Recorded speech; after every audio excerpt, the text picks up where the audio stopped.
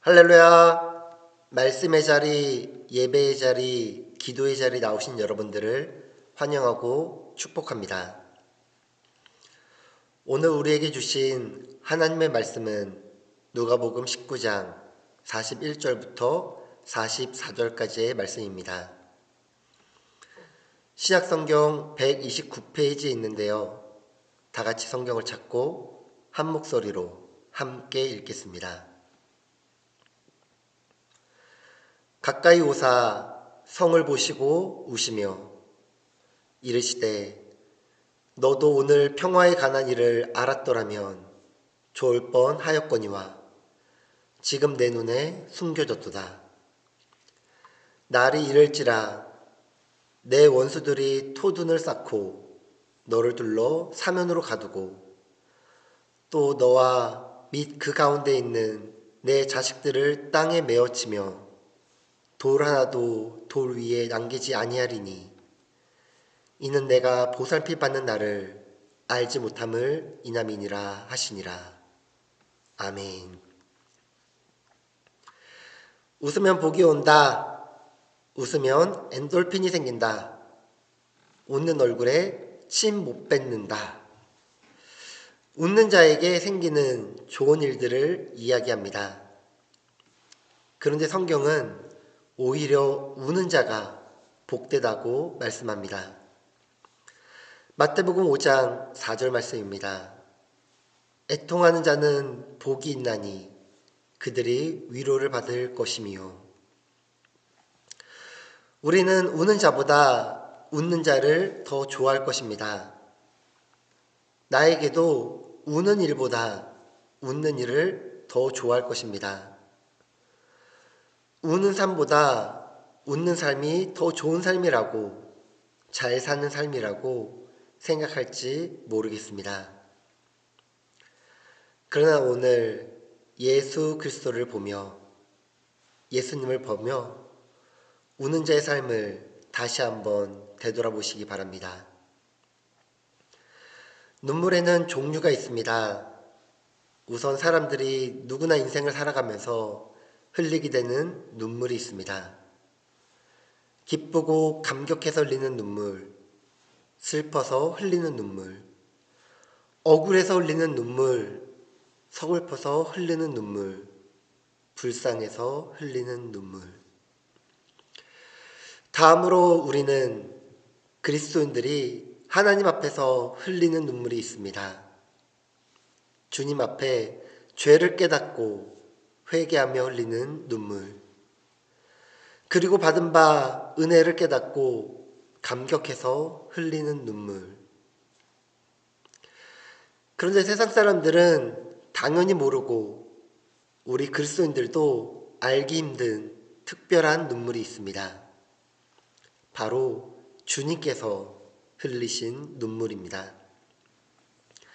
사랑하시기에 흘리신 눈물이고 안타까워하며 흘리신 눈물입니다. 우리는 오늘 본문에서 아주 특별한 이 눈물, 바로 주님의 눈물을 보게 됩니다. 본문 말씀은 예수님이 예루살렘 입성 과정에서 있었던 한 과정의 장면입니다. 예수님께서 제자들과 함께 예루살렘을 향해 가고 계셨습니다. 이때 예수님께서 나귀 새끼에 타고 계셨는데요. 유월절 명절을 지키기 위하여 예루살렘에 모인 수많은 사람들이 예수님께서 예루살렘으로 오신다는 소식을 듣고 구름처럼 몰려들었습니다. 어떤 사람들은 종려나무 가지를 꺾고 길에 폈고, 또 어떤 사람들은 종려나무 가지를 손에 들고 흔들면서 예수님을 맞이하였습니다. 그리고 큰 소리로 이렇게 외쳤습니다. 이르되 찬송하리로다. 주의 이름으로 오시는 왕이여. 하늘에는 평화요, 가장 높은 곳에는 영광이로다 하니. 그런데 갑자기 예수님께서 우신 것입니다. 우리 누가복음 19장 41절의 말씀은 이렇게 기록합니다. 가까이 오사 성을 보시고 우시며. 여기서 우시며라는 말은 성경 원어 헬라어의 클라이오라는 말을 번역한 것입니다. 이 클라이오는요, 감정을 절제하며 소리 없이 우는 내적인 슬픔을 이야기하는 것이 아닙니다. 가슴이 터질 것 같이 슬픈 감정을 격렬하게 밖으로 드러내며 큰 소리로 울며 통곡하는 것입니다. 이 말씀을 마치 영상으로 보듯 상상해 보겠습니다. 지금 저 앞에 예루살렘 성문 앞에서 수많은 사람들이 줄을 서서 늘어서 예수님을 맞고 있습니다. 그리고 예수님께서 타신 나귀 뒤에 제자들과 수많은 군중들이 따르고 있습니다. 모두가 기뻐하며 큰 소리를 지르며 환호하고 있습니다.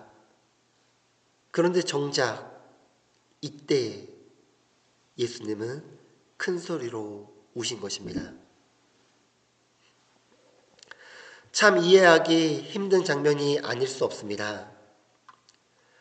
우리는 종려주일 때 대부분 예루살렘에 입성하신 예수님의 모습을 바라보며 바로 그 뒤에 예수님이 큰 소리로 우시는 모습을 잘 보지 못합니다.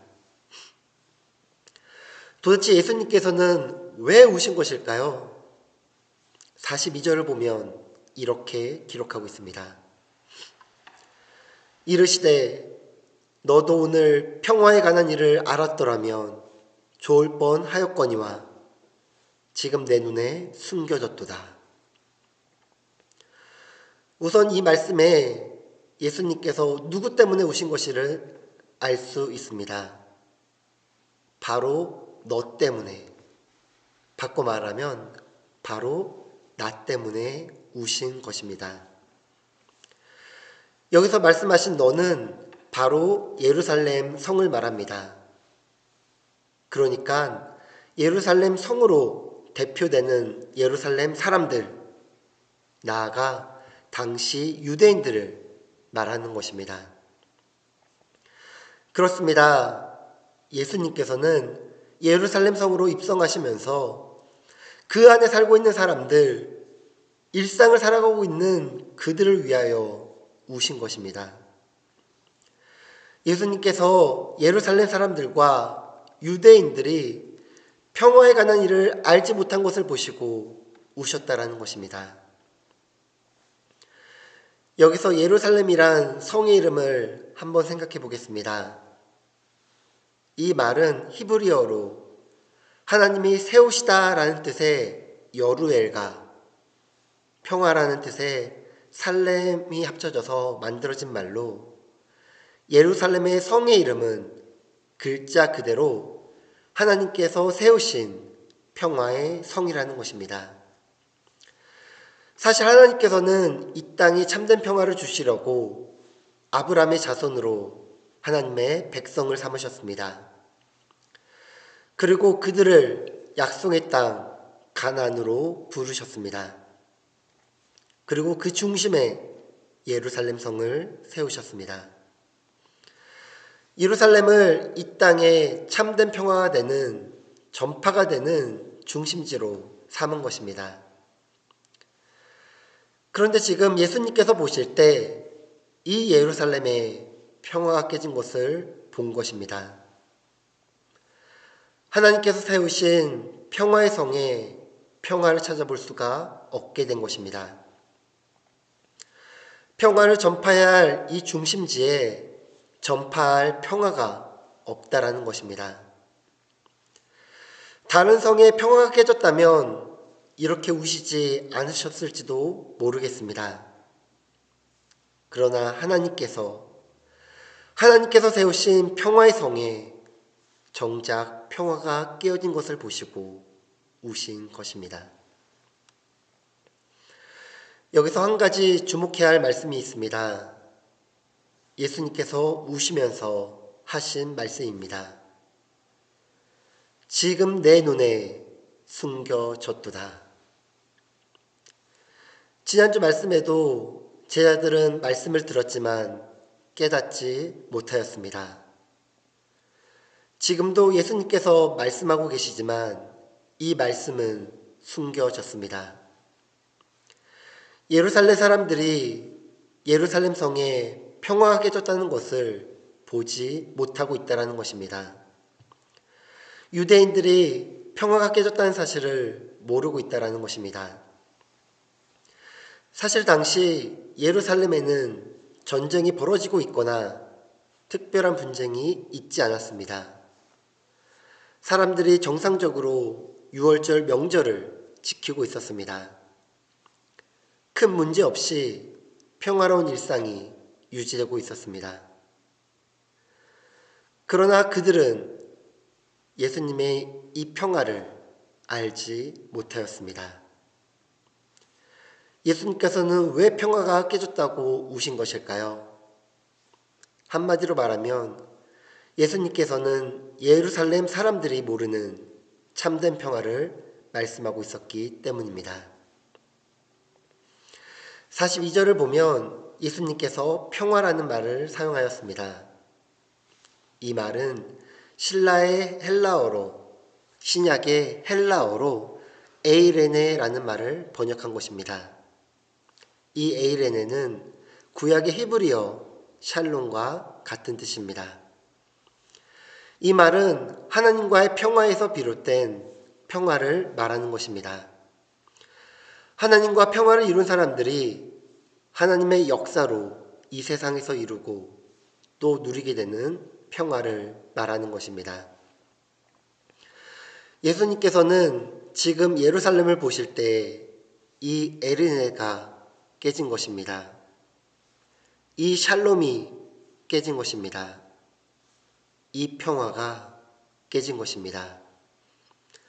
하나님과 하나님의 백성들 사이에 평화가 깨어지고 만 것입니다.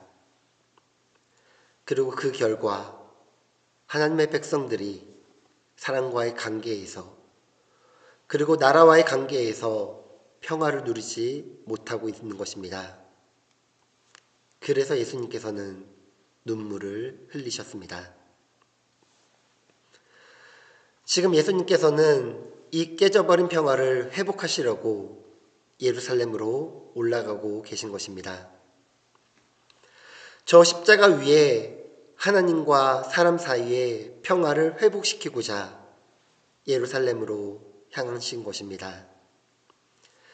이 땅에 깨어버려진 평화를 하나님께서 세우신 평화의 성 예루살렘에서 다시 세우시려고 그곳에 가신 것입니다. 저는 이 말씀을 보며 지금 예수님께서 이 땅에 오시면 어떻게 하실까 생각해 보았습니다. 여러 나라들을 바라보시며 웃으시며 기뻐하실까? 아니면 우시며 슬퍼하실까? 여러 교회들을 바라보시며 웃으시며 기뻐하실까? 아니면 우시며 슬퍼하실까? 순복음주단교회를 바라보시며 웃으시며 기뻐하실까? 아니면 우시며 슬퍼하실까? 나를 바라보시며 여러분의 이름을 넣어보시기 바랍니다. 이 충우를 바라보시며 웃으시며 기뻐하실까? 아니면 우시며 슬퍼하실까? 한번 생각해 보시기 바랍니다. 예수님께서 나를 바라보시며 울고 계실지도 모르는 주님을 생각해 봅시다. 내 남편, 아내, 자녀들을 바라보시며 울고 계실지도 모르는 주님을 생각해 보십시다. 그런데 왜 하필이면 이때 우셨는가를 생각해 보겠습니다. 지금 감람산에 이동하여 예루살렘으로 가는 길에 수많은 사람들의 환호를 받으며 주님의 길을 예비하고 있었습니다. 모두가 메시아에 등극하는 이 일을 기대하며 열렬하게 환영하고 있었습니다. 그런데 예수님께서 통곡하신 것입니다. 왜 하필 이때 통곡하셨을까요? 혼자서 남몰래 안타까운 마음으로 우실 수 있으셨을 텐데 기도하며 눈물 흘릴 수도 있었을 텐데 왜 이렇게 공개적인 자리에서 기쁜 잔치에 분위기 파악도 못하시고 우셔야 하셨을까요? 분명한 것은 예수님께서 우시려고 우신 것이 아니라는 것입니다. 복받쳐 오르는 불쌍히 여기는 마음과 사랑 안의 마음을 주체하실 수 없었기에 우신 것입니다. 중요한 것은 이 울음, 이 눈물 때문에 십자가를 지실 수 있었다라는 것입니다. 하나님과 화해가 깨진 저 불쌍한 예루살렘 백성들 때문에, 화해가 깨진 저 불쌍한 사람들 때문에, 화해가 깨진 저 불쌍한 이충우 때문에, 그 눈물 때문에 십자가를 지시지 않으시면 안 되었던 것입니다. 하나님과 화해가 깨진 채 이 세상의 평화를 잃어버리고 그저 일상을 살아가는 불쌍한 사람들 때문에 우신 그 울음이, 그 눈물이 십자가를 지시게 한 것입니다. 헨리 나우엔의 아버지의 눈물이란 글입니다. 탕자 아버지는 많이 아팠다. 그는 실망, 반발, 욕구 불만이 가득 찬 얼굴로 떠나는 작은 아들을 바라보았다.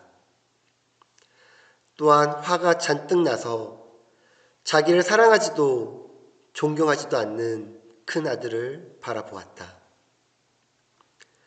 그의 생애의 대부분이 기다림으로 채워졌다. 작은 아들을 강제로 데려올 수도 없었고 큰 아들의 불만을 채워줄 수도 없었다. 오직 그들이 스스로 돌아오기를 기다리고 있었을 뿐. 이 오랜 기다림의 세월 동안 아버지는 많이 울었고 여러 번 죽었다. 그는 고통으로 인하여 텅 빈 몸이 되었다.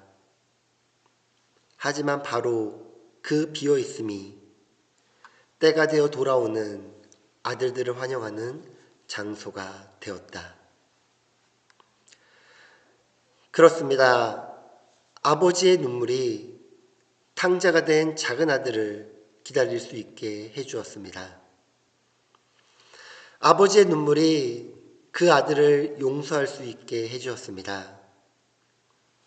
아버지의 눈물이 그 아들을 다시 아들로 받아들일 수 있도록 한 것입니다. 여기에 눈물의 힘이 있습니다. 아버지의 눈물이 둘째 아들을 용서하고 환영할 수 있게 하였습니다. 주님의 눈물이 십자가에 달릴 수 있게 하였습니다. 이제 우리가 주님처럼 울 수 있어야 하겠습니다. 주님처럼 눈물을 흘릴 수 있어야 하겠습니다. 아랍 속담에 이런 말이 있습니다. 햇빛만 쏟아지는 곳은 사막이 된다. 비가 오지 않는 햇빛만 쏟아지는 곳, 그곳은 사막이 된다는 말입니다. 이것은 우리 인생도 마찬가지입니다. 눈물이 없는 인생은 마치 사막처럼 삭막합니다. 감동도 없고 감격도 없고 안타까움도 없습니다. 열정도 없고 충성도 없고 헌신도 없습니다. 이것은 우리의 신앙도 마찬가지입니다. 스펄전 목사님은 이런 말을 하였습니다. 마른 눈으로는 천국에 들어가기가 어렵다. 눈물로 회개하는 사람이 죄사함을 받고 눈물로 기도하는 사람이 응답받을 수 있기 때문에 한 말일 것입니다. 여러분은 언제 눈물을 흘려보셨습니까? 여러분은 예배 드리면서 눈물을 흘려보셨습니까?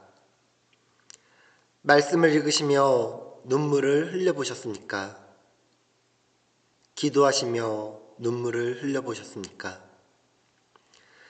신앙생활 하시며 눈물을 흘려보셨습니까? 전도하며 눈물을 흘려보셨습니까? 복음을 전하며 눈물을 흘려보셨습니까? 내 가족의 구원을 위하여 눈물을 흘려보셨습니까? 한 영혼을 위하여 눈물을 흘려보셨습니까? 하나님 앞에서 눈물을 흘려본 사람은 그들의 삶이 변화되게 됩니다. 누가복음 23장 28절을 보면 예수님께서 이렇게 말씀하셨습니다. 예수님께서 돌이켜 그들을 향하여 이르시되 예루살렘의 딸들아 나를 위하여 울지 말고 너희와 너희 자녀를 위하여 울라. 예수님께서 십자가를 지시기 위해 골고다 언덕으로 오르실 때 여인들이 따라오며 우는 것을 보셨습니다. 그때 이렇게 말씀하셨습니다. 나 때문에 울지 말고 너희 자신과 너희 자녀를 위해 울라. 예수님을 사랑하는 여인들이 예수님의 고난을 보고 안타까우며 울었습니다. 그러나 예수님께서는 당신을 위하여 울지 말라 말씀하십니다. 이 십자가의 길은 바로 부활의 길로 연결된 것이고 이 고난 뒤에는 영광이 올 것이기 때문에 울지 말라는 것입니다. 대신 너희와 너희 자녀들을 위해 울라고 하십니다. 죄로 인하여 죽을 수밖에 없는 딱한 너희와 너희 자녀들을 위하여 울라 말씀하십니다. 죄 때문에 하나님과의 평화가 깨어지고 그 결과 예루살렘이 멸망당하고 큰 화를 겪게 될 너희와 너희 자녀를 위해 울라 하신 것입니다. 이 울음이 하나님께 기도하게 할 것이며 이 울음이 더욱 뜨겁게 주를 믿게 할 것이고 이 울음이 결국 구원의 길을 열어줄 것이기 때문입니다. 오늘 우리가 일상을 살아가며 그때를 준비함으로 눈물로 기도하는 자가 되기 원합니다. 내 남편, 아내를 위해 눈물로 기도하십시오. 내 자녀를 위해 눈물로 기도하십시오. 내 손자, 손녀를 위해 눈물로 기도하십시오. 내 이웃을 위해 눈물로 기도하십시오. 한 영혼을 위해 눈물로 기도하십시오. 신앙에는, 믿음에는, 복음에는 눈물이 있어야 합니다. 예수 그리스도 안에서 눈물로 기도하며 참된 평화를 누리는 순복음 주안교회 모든 성도님들 되시길 예수님의 이름으로 축복합니다. 기도하겠습니다. 하나님 아버지, 눈물을 흘리는 자가 되기 원합니다. 단순한 눈물이 아닙니다. 사랑의 눈물입니다. 믿음의 눈물입니다. 소망의 눈물입니다. 회개의 눈물입니다. 복음의 눈물입니다. 신앙의 눈물입니다. 화평의 눈물입니다. 기도의 눈물입니다. 찬양의 눈물입니다. 영광의 눈물입니다. 승리의 눈물입니다. 눈물로 복음을 전하고 눈물로 기도하게 하시사 아직 예수 그리스도를 믿지 못하는 내 가족, 친척, 이웃에게 예수 그리스도 이름을 전하게 하옵소서. 복음의 이름을 전하게 하옵소서. 구원의 이름을 전하게 하옵소서. 예수님의 이름으로 기도합니다. 아멘.